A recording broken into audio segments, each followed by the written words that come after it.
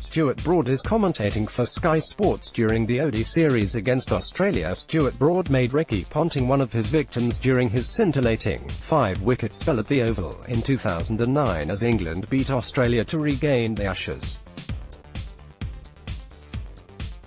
The Englishman and the Aussie were reunited at the South London ground on Wednesday as part of Sky Cricket's commentary team for the first one-day international of the 5-match series. It was Broad who was happier come the conclusion, with England earning a slender 3-wicket victory over the rivals, thanks to 3-wicket hauls for Moeen Ali and Liam Plunkett and half-centuries for skipper Owen Morgan and Test counterpart Joe Root. Broad's absence from international white-ball cricket, the 31-year-old last figured for his country in a limited-over clash over 2 years ago in Cape Town, gave him the opportunity to sample life as a pundit, something he says he wishes he had experienced sooner. It has been fascinating coming in and being on the same team as Ricky, Kumar Sangakkara, Isagui, and Nasser Hussain, to a certain extent, Broad told Sky Sports during England's run chase. I wish I'd done more younger, as you understand how it all works, and that if you are getting criticized, a lot of the time it is not personal, it is just an angle to talk about your technique. If I'd have known how it all operated before then, I would have been a lot more relaxed over the last couple of years. The media are just looking for something to talk about to give interest to the viewers. It was slightly nerve-wracking before I went on air. Different nerves to playing, as I was stepping into the unknown somewhat. Credit where credit is due to the pundits, because there is a lot going on. You do watch the game in a different way. You are watching every ball to see if there is something interesting you can note about the field or the seam position of the bowler. In the changing room you are only watching your own team and what they are doing. Are Joe Root's movements shaping up as usual? Is Owen Morgan playing his usual positive brand of cricket? 301 catch up with all the action from the first ODI between England and Australia from the Oval. Catch up with all the action from the first ODI between England and Australia from the Oval. As a commentator, I watched it as an England fan, but perhaps slightly more neutrally, as you don't want to come across as just a cheerleader for England. Broad's England place was questioned by Michael Vaughan ahead of the second test against Pakistan at Headingley earlier this month, which the hosts won by an innings to earn a series draw, with the former captain saying the senior seamer could be left out to ruffle the dressing room. Broad responded, as he has been doing since a tough Ashes series in which he picked up 11 wickets at an average of almost 48, with 6 scalps in Leeds as England recovered from their hammering at Lord's a week earlier. I was slightly surprised at the comments, and I didn't feel they were massively justified, added the Nottinghamshire man, who now has 417 Test wickets to his name.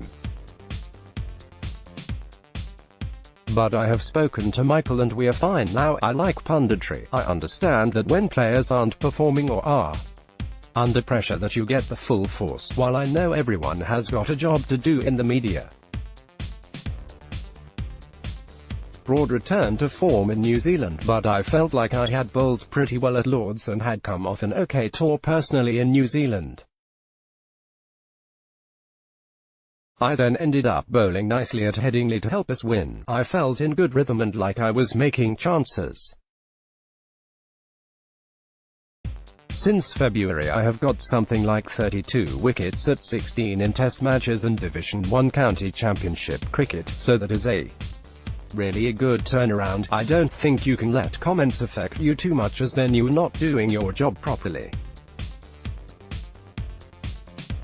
Plus, in an England changing room, someone is being talked about positively and negatively at every stage. Part and parcel of being an international sportsman is dealing with fair or unfair criticism, and also when you are on the back pages when you are performing, you tend to go through the same journey as a player, built up before you make your debut, with people analysing your strengths and best performance, and then, when you have a bad game, which every player goes through, analysis of weaknesses and what's the matter technically. June 16, 2018, 10:30 AM. Live on. You have to be able to pull through both of those.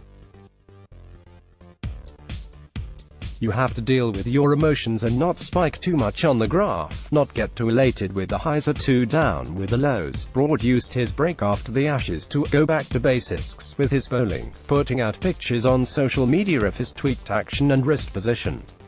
The benefits have been clear. Broad claimed 11 wickets in 2 tests at under-19 in New Zealand and then 14 in 3 games for Notts in the top flight before resuming England duty. It wasn't like I stopped trying to improve in Australia. I just couldn't find a way to improve as I was always trying to get ready for a game. When you are performing at the top level you don't get many chances to go back to basics as you are in elite performance mode. It's hard to break your technique or action down when it always needs to be at a match intensity. It was a great opportunity in February to do that. I feel a lot stronger for it and I have been threatening both edges of the bat since. Hopefully that can extend my England career. Broad's next challenge will be India, with Virat Kohli bringing his charges to these shores for a 5-test series, starting at Edgbaston on August 1st, live on Sky Sports Cricket. India and the skipper will be looking for a vast improvement on the 2014 tour. The visitors were beaten 3-1, with Kohli managing just 134 runs in 5 games at an average of 13.40. Broad expects a stiff test. Broad is looking forward to facing Virat Kohli later this summer for hunger for runs. He is an incredible player, Broad said of Kohli, who has struck 21 tons his 56 tests, including 6 double centuries. He plays all around the wicket, doesn't have too many weaknesses and is a very competitive character. It is very exciting for the England team and supporters that he will be over here for a long test series. It's up to us as a bowling attack on different types of pitches to be better than him, which around the world, not many teams can say they have been. In terms of bowling, Bhuvaneshwar Kumar is probably the danger man. His skills with the Duke's ball were fantastic in 2014. On paper, India are a good-looking team, so it should be a fascinating series. 053 Don't miss India's Galacticos, NASA meets Sachin. Cricket in Mumbai, return of the Royals, mind games, plus England v India this summer.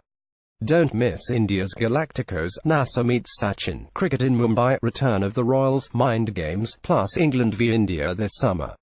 Broad will be back in his test whites soon enough, but says he does not hanker to put on his coloured kit again with England rising to #1 in the world. It was a weird feeling walking out onto the Oval in my jacket and smart shoes and seeing the lads smiling and warming up. But it wasn't a case of me thinking I should be out there or there being any negativity, he added. I look at all the players and think this is the best England team we have got fit. If it was a test match and I was fully fit, I'd be a bit more disappointed, but when you know the white ball players are doing such a great job, you can't have any complaints. Stuart Broad will also be part of the Sky Sports team for the second ODI between England and Australia in Cardiff on Saturday. Watch from 10:30 AM on Sky Sports Cricket and Main Event. Comment below to get involved in the debate, but please adhere to our house rules. If you wish to report any comment, simply click on the down arrow next to the offending comment and click report.